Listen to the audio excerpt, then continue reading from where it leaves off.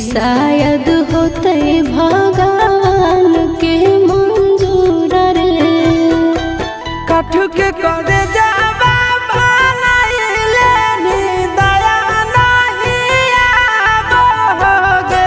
जानू गे सुनी के करे जा हमर फटो दर दिया कोई नहीं बाटो होगे